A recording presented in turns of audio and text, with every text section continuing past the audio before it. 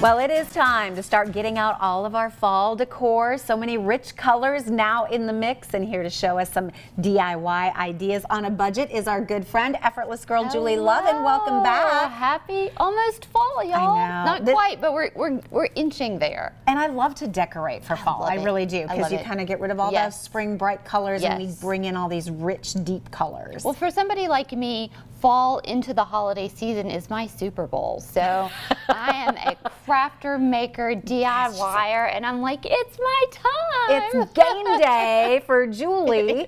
And of course, pumpkins aplenty. That's like your biggest fall staple. So these are kind of a twist on the regular orange pumpkin. These are everything here on the table today actually is under $10. So this is very, very affordable if you want to do all three or mix and match with some. What we're doing is just taking plastic dollar store pumpkins and elevating those to more high-end decor looks. This one is just a plastic pumpkin. You can also use styrofoam. Look, like, it's can you hear that? It looks like a ceramic and that it's heavy. But it's not going to shatter if your kids throw them at each other or your dog, runs into your setting, whatever. But this is a plastic one. I've spray painted this with gold metallic spray paint.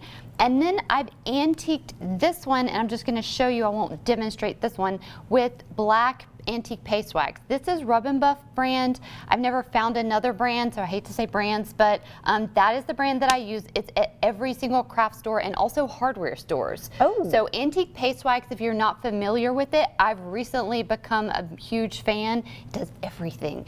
But you just dab on the black paste wax onto the metallic pumpkin, and then you have what I think looks like an antique brass. Oh, it's beautiful. Pumpkin. It's beautiful. Ceramic. You can do different sizes. The bigger size plastic pumpkins right now are between the $3 and $5 range, so still very affordable.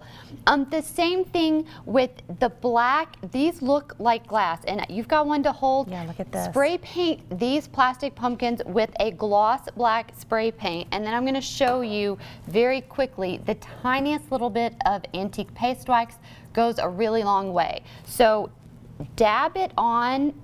You can always add more, but you can never take it away once you put on paste wax. That's the issue with that. It's a wax. It's a wax.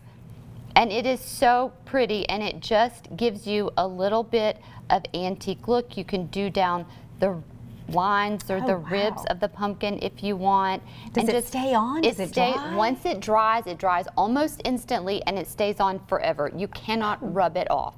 You can't wash it off. You have to repaint if you want to change the look of your pumpkin. Oh, so that's why you say just a little at a time. Just the tiniest little bit, because you can always add more, but you can't take away without having to repaint your whole pumpkin, which I've had to do those on some of this, by the way, if you add too much. So with this one, you did kind of the... You can just kind of dab, you can dab it, you can rub it, but I love this look. It's kind of like a sprinkled, almost like a dark mercury glass look.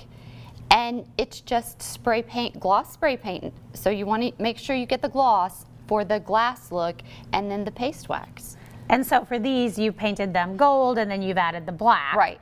And then vice versa. This one is what I'm calling a chalk paint. Chalk paint's a little bit more expensive than regular paint, but we're making our own with just white art paint, which is 50 cents a tube, and mixing it with baking soda. There is no recipe for this. The more baking soda you add, the more texture your paint's gonna get. And I've given you a pumpkin. You just wanna dip it into your paint and then heavy apply it, and that gives you a chalk paint texture. Ooh. And isn't that pretty? So you can kind of see the texture as you go, and as you're painting, if that is not enough texture, go back in and add more baking soda to your paint and then just do another coat. This is what it ends up looking like, and it has kind of like a pottery, scratchy texture, which I think is beautiful, is very elegant.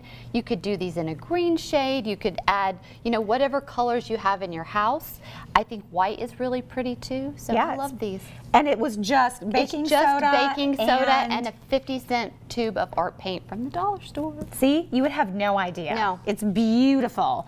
All right, for more videos, for other information, you can always check out her website, effortlessgirl.com. Thank you so much for being with us. Happy fall. Painting, right?